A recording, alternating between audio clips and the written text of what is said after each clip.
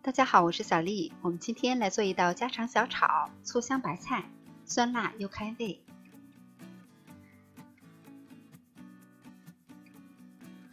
这是需要准备的食材：准备1颗大白菜，把根部切掉一部分，再切掉叶子，我们留白菜帮的部位。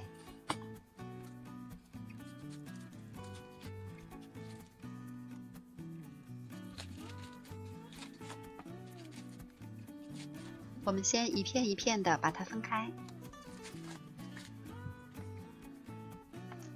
然后2、3片放到一起，改一下刀，切成宽条。切好以后清洗干净，再控干水分。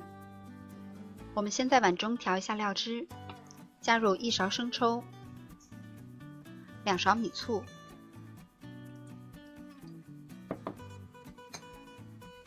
再加入少许的老抽调一下颜色。1小勺的白糖，再加入少许的盐，1小勺淀粉。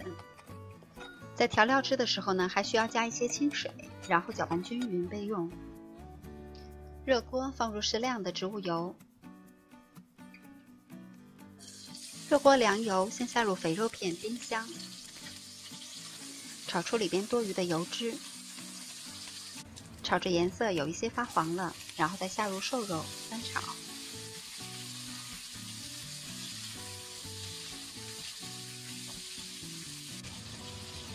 炒到肉片变色了以后，下入1勺老干妈辣椒酱，翻炒出香味儿，炒出红油。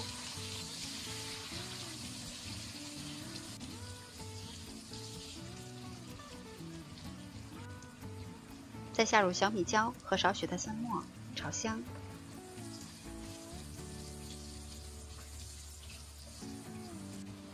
这个时候再下入白菜帮，翻炒均匀。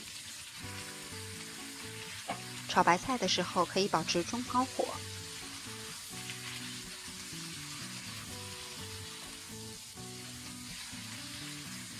因为白菜帮比较厚，所以要稍稍的多炒一会儿，炒至颜色有一些透明，变软了。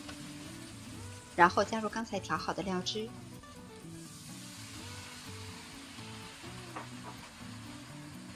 再次的翻炒均匀。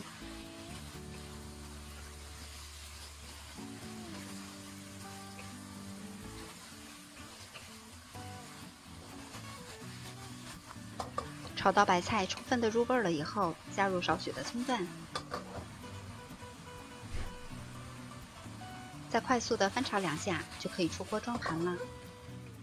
这道小炒的口感是酸辣脆爽，好吃又下饭，喜欢的朋友也试一下吧。我是小丽，明天见。